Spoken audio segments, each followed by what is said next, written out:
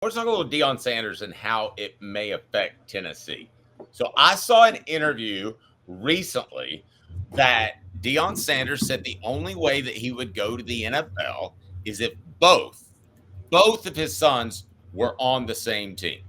Now, as we've seen with the LeBron James situation, doing so is not usually the best move, especially in basketball, because James is now in I'm sorry, Bronny is in the G League, and he wasn't ready to play, and he was drafted too high because of his dad, and that's all neat and well and good. But ultimately, there is a real chance, no joke, that Jerry Jones absolutely loves Deion Sanders. He loves all of his former players to a fault. Don't be surprised, and the Cowboys are going to have a middle of the pack draft position. Do not be surprised if they try to move up and take Shedeur Sanders, and then they get his other son later in the draft. If that were to happen, Caleb, yes, Deion would make the jump. Now, the fact that he's opened up the door means to me, you've got to go after him right now. You've got to go after those prospects right now because he has opened the door himself. So it is time to go try to take advantage of that. Yeah. So I think that, look, Deion is definitely going to be looking in the NFL soon. And Tennessee has a few players, Dave, that they recruited heavily that signed with Colorado. And you're right, now's the time to totally pounce. Well, and I was just thinking of recruiting too, but it could be transfer portal as well. Yeah. So remember, Jordan Seaton, the guy who went on Undisputed Live and committed to Colorado, the offensive tackle. Go heavy after him. Go heavy after Cam McKell, the other athlete that they were going after. These are two highly touted players that Tennessee wanted. And you could, and that's, Tennessee needs a wide receiver. They need some offensive tackles. That would be great pickups for them. The question is this. I don't think this necessarily applies to Michael, but it does apply to Seaton. You talked about yesterday, they don't want mercenaries to a certain degree. And Seaton strikes me as more than anything a mercenary, but not just a mercenary, Dave. I'm going to say this. The worst type of mercenary. The type of mercenary that takes a mercenary position but pretends he's doing it on some sort of principle. You know what I mean? So, like, Seaton picks... I get it. I mean, I don't want to judge the kid necessarily. I mean, how has he turned you off and tried to... Here's how he turned me off. Seaton picked Colorado because he specifically said, and we know that Colorado offered him the most NIL money. He specifically said he wanted to go play for a head coach that looked like him. Now, on the surface, I'm not criticizing somebody who wants to go play for a black head coach. If you want to do that, that's fine. But Colorado's not the only school with a black head coach. Stop lying. You picked them because they offered you the NIL money, and you made up that reason as a reason to go to Colorado to justify it and pretended you did it on principle. And so I'm like, just say you were a mercenary and did it for NIL purposes, which is fine. Or say it's a super cool town and Deion's fun to play for, or a couple of different reasons. Yeah, you didn't go because Deion's black. There's other black head coaches at more high pro. There were two in the Final Four of the college football playoff this year. If Jason Sehorn, the only white cornerback that I've ever seen in the NFL, was the head coach of the Buffs, would Seaton have gone there?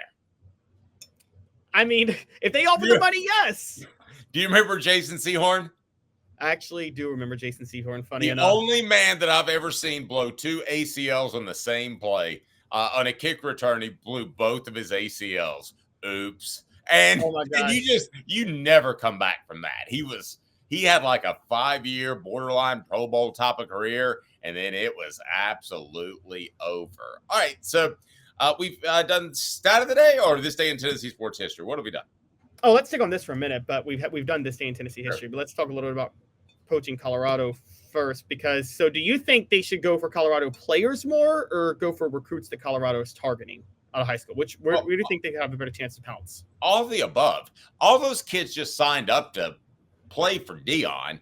I mean, let me put the over-under at 40.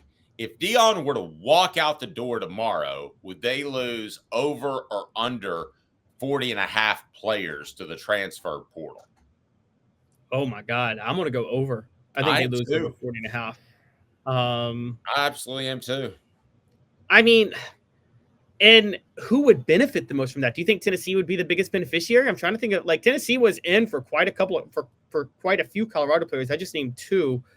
Would I they? don't think there's any one school that would benefit more, but given the fact that Deion is smart enough to recruit in the South because he knows that's where the best football is, I think that Tennessee would be right up in that top heap that could expect to get 2, 3, 4, 5 guys from Colorado. Now, as far as Colorado's current crew of commitments / signees, they rank 24th in the nation based off what I'm seeing. Well, no, let's hold on there for just a second because I may have it. No, 40th in the nation, and they have one, two, three, four. It looks like they've got 4 4-star players. That's Julian Lewis, a quarterback who Tennessee wouldn't be interested in. Chauncey Gooden, Lipscomb Academy, Nashville, Tennessee. You would think they'd have a great shot at him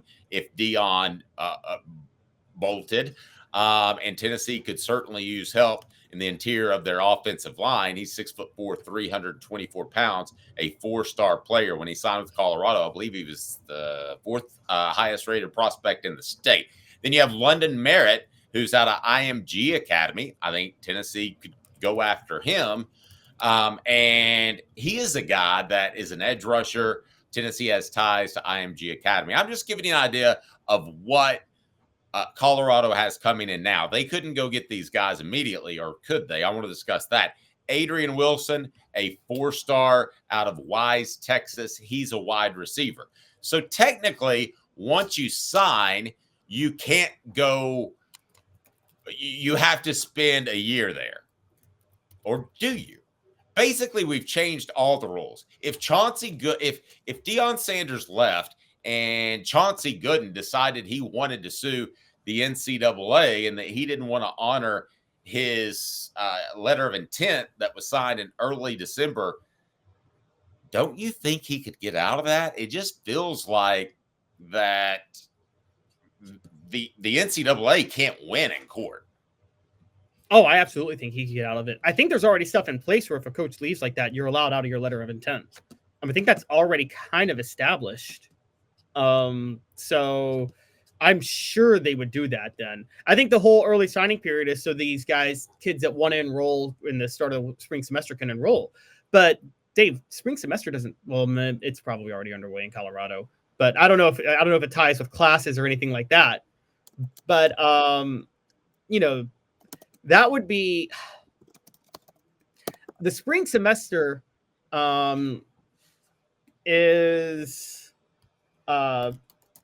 does that matter anymore, Dave? Maybe I could be wrong, but like I remember distinctly, you know the whole story of Ed Orgeron calling the Tennessee players being like, hey guys, don't go to class.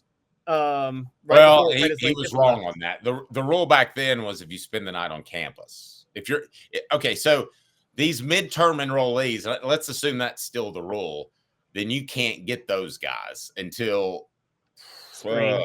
Maybe they could transfer in the summer if they wanted to, but but again, all of these rules don't mean anything anymore, Caleb. I mean, that I had to look that rule up when that whole by the way, and I think that was did you realize that was like the 15-year anniversary on Monday of Lane Kiffin bolting in the middle of the night? Somebody texted me that. Maybe in the 14-year anniversary. It would have been the 15-year anniversary just a couple of days. I think it was Sunday. Yeah, it was on Sunday. Yeah, because I was looking at it for this day in Tennessee history, funny enough, and I realized it was on a Sunday, so I couldn't do it.